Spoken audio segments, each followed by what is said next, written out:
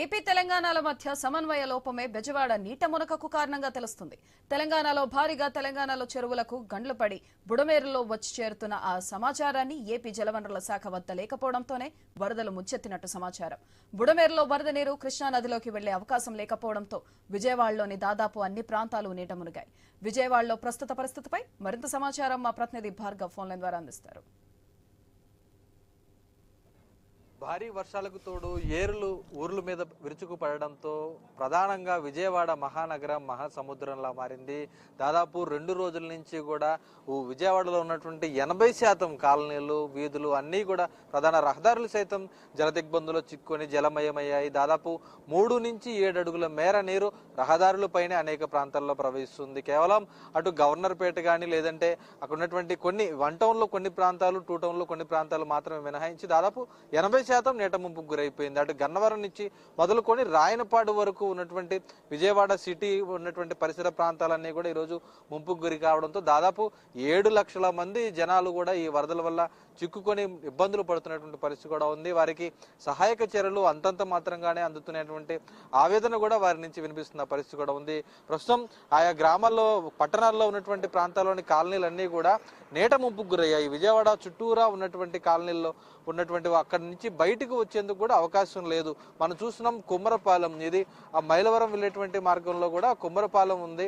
ఆ కుమ్మరపాలెం మొత్తం అంతా కూడా విజయవాడ నగరంలో ఉన్నటువంటి సింగ్ నగర్, అలాగే అక్కడ ఉన్నటువంటి ఎంఐజీ కాలనీ ఉంది, అలాగే అక్కడ కబేళా ప్రాంతం ఉంది. ఈ విధంగా ప్రకాష్ నగర్ కానీ విద్యాధరపురం కానీ అన్నీ కూడా పూర్తిగా నీట ముంపుకు గురైనటువంటి పరిస్థితి కూడా ఉంది. మనం చూసినటువంటి ప్రాంతాల్లో ఒక్కరు కూడా ఇంట్లో నివాసం లేరు. అందరూ కూడా ప్రాణాలు అరచేత పట్టుకొని తమ ఇల్లు వదిలి తమ సామాన్లు వదిలి కట్టుబట్టలతో కూడా బయటకు వచ్చినటువంటి పరిస్థితి ఈ విజయవాడ మహానగరంలో ఏర్పడింది. విజయవాడలో ఉన్నటువంటి ఈ ప్రాంతాల్లో ఉన్నటువంటి వరద తగ్గాలంటే ఇంకా 2-3 రోజుల పాటు కూడా సమయం పట్టేటువంటి అవకాశం కూడా కనిపిస్తుంది. మనం చూసిన అపార్ట్మెంట్లు వరకు మాత్రం కొంచెం సేఫ్ అని కూడా చెప్పుకోవచ్చు. సెల్లార్లలో కానీ లేదంటే ఫస్ట్ ఫ్లోర్ వరకు నీరు వెళ్ళింది. అదే పేదలు నిరుపేదలు మధ్యతరగతి వారు ఉండేటువంటి ఇండివిజువల్ హౌసెస్ అయితే కనుక దాదాపు స్లాబులు కూడా మునిగిపోయినటువంటి దుస్థితి ఇంకా లోపలికి వెళ్తే కూడా కనిపిస్తుంది. మనం కేవలం జాతీయ రహదారికి సమీప ప్రాంతంలోనే ఇప్పుడు మనం చూస్తున్నాం. ఇక్కడి నుంచి లోపలికి వెళ్ళేటువంటి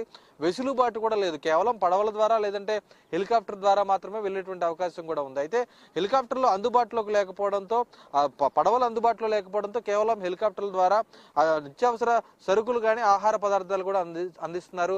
మనం చూసినటువంటి బిల్డింగుల పైకి ఎక్కి తలదాచుకున్నారు. మనం చూసినాం అక్కడ ఉన్నటువంటి బిల్డింగుల పైన అనేక మంది అపార్ట్మెంట్లు పైన టాప్ ఫ్లోర్ లోకి వెళ్ళి వారందరూ కూడా తమ ఆహారం కోసం కూడా ఆర్తనాదాలు ఇస్తున్నటువంటి పరిస్థితి కూడా ఉంది. ఎందుకంటే హెలికాప్టర్లు చెక్కలు కొడుతున్నాయి. ఎక్కడెక్కడ జనాలు ఉన్నారో చూసి వారికి సహాయం చేసేందుకు హెలికాప్టర్లు కూడా చక్కర కొడుతున్నాయి. అయితే పూర్తిగా ముసురు వేయడంతో మేఘాల్లో ఆ హెలికాప్టర్లకు ఎక్కడున్నాయో కూడా ఆ ప్రజలకు తెలియనటువంటి పరిస్థితి కూడా ఉంది. అపార్ట్మెంట్ల మీద బిల్డింగ్ల మీద ఉన్నటువంటి ప్రజలందరూ కూడా తమకు సహాయం కోసం ఎదురు చూస్తున్నప్పటికీ కూడా వారందరికీ సహాయం అందించేందుకు యంత్రాంగం విఫలమైందనేటువంటి ఆరోపణలు కూడా వినిపిస్తున్నాయి. సాక్షాత్తు ఏపీ సీఎం చంద్రబాబు నాయుడే అధికార యంత్రాంగం పట్ల తీవ్ర అసహనం వ్యక్తం చేశారు. ఇక్కడ ఉన్నటువంటి బాధితులకు సహాయక చర్యలు చేయడంలో ఎందుకు వేగవంతంగా చర్యలు తీసుకోలేకపోయారంటూ కూడా అధికార యంత్రాంగంపై ఆగ్రహం వ్యక్తం చేసిన పరిస్థితి కూడా ఉంది. ప్రజలందరికీ కూడా సహాయక చర్యలు అందించాలంటే కనుక పూర్తిగా మరింత వేగవంతంగా ఈ సహాయక చర్యలు ఇవ్వాల్సినటువంటి పరిస్థితి కూడా ఉంది. చూసినాం అపార్ట్మెంట్ పైకి ఎక్కి తమకు ఎవరైనా సహాయం చేస్తారా, తమను ఎవరైనా బయటకు తీసుకువెళ్తారనేటువంటి ఆర్తనాదాలు కూడా వారు అక్కడి నుంచి చేస్తున్నారు. కనీసం అక్కడికి వెళ్ళేటువంటి అవకాశం కూడా లేకుండా పోయింది. ఎన్డీఆర్ఎఫ్ బృందాలు ఎస్డీఆర్ఎఫ్ బృందాలు కొంతమేర ఆయా గ్రామాల్లోకి వెళ్లి తాగునీటిని కానీ లేదంటే వైద్య సహాయం అత్యవసర సహాయాన్ని కూడా అందించేటువంటి ప్రయత్నం చేస్తున్నప్పటికీ కూడా వారందరికీ కూడా పూర్తిగా ఎక్కడైతే లోతట్టు ప్రాంతాల్లో ఇంకా పూర్తిగా నీట ముంపుకు గురయ్యారో వారికి మాత్రం ఇంకా అవన్నీ కూడా సౌకర్యాలు అందడం లేదని కూడా చెప్పుకోవచ్చు. ఆ లంక గ్రామాలన్నీ కూడా పూర్తిగా ఆ నీట ముంపుకు గురేటువంటి ప్రమాదం కూడా ఉన్న నేపథ్యంలో అక్కడ కూడా సహాయక చర్యలు వేగవంతం చేయాల్సినటువంటి పరిస్థితి కూడా ఉంది. ఈ విధంగా అటు ఉమ్మడి కృష్ణా జిల్లా వ్యాప్తంగా కూడా దాదాపు అత్యధిక ప్రాంతాల్లో కూడా ఈరోజు వరద ముంపు జరుగుతున్న నేపథ్యంలో ఈ వరద తగ్గాలంటే మరొక 2-3 రోజుల పాటు సమయం పట్టేటువంటి అవకాశం కూడా ఉంది.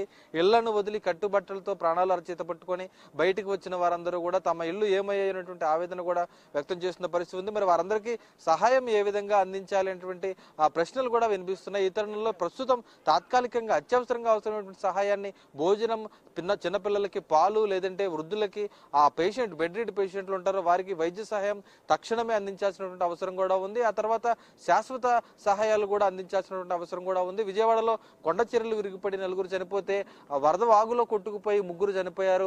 విష సర్పాలు కాటేసి 2 చనిపోయారు. ఈ విధంగా ప్రాణ నష్టం కూడా జరిగింది. కాబట్టి ఖచ్చితంగా ప్రాణ నష్టం, ఆస్తి నష్టం అంచనా వేసి ఆ తర్వాత ఆర్థిక సహాయాన్ని ఇచ్చేందుకు కూడా ప్రభుత్వం సహకరించాలంటూ కూడా బాధితులు కోరుతున్నటువంటి పరిస్థితి కూడా ఉంది. అయితే ఇటువంటి విపత్తులు రాకుండా మరోసారి విజయవాడ లాంటి మెట్రో నగరం ఈ విధంగా బారిన పడకుండా ఉండాలంటే కనుక ఖచ్చితంగా ముంపు శాశ్వత నివారణ చర్యలు చేపట్టాల్సినటువంటి పరిస్థితి కూడా ఉంది. ఎక్కడైతే ముంపు వస్తుందో అలాంటి ప్రాంతాల్లో ఏటిగట్లు కట్టుకోవడం కానీ లేదంటే ఆక్రమణలు చేసినటువంటి నేపథ్యంలో ప్రధానంగా ఇప్పుడు రాష్ట్ర వ్యాప్తంగా దేశవ్యాప్తంగా కూడా చర్చనీయాంశంగా మారింది. హైదరాబాద్ వంటి భాగ్యనగరమే ఆక్రమణలకు గురైనటువంటి నేపథ్యంలో వస్తున్న ప్రతిసారి వర్షాలు వచ్చినటువంటి ముంపు మనం చూస్తూనే ఉన్నాం.